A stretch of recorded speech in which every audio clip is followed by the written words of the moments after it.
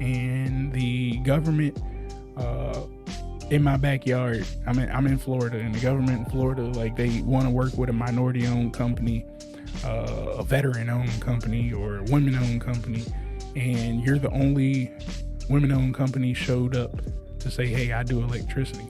Well, somebody's like, you don't have that in your NAICS code. Well, all I have to do once I get registered in the system right here is just come right back in the system. Come right back in the system.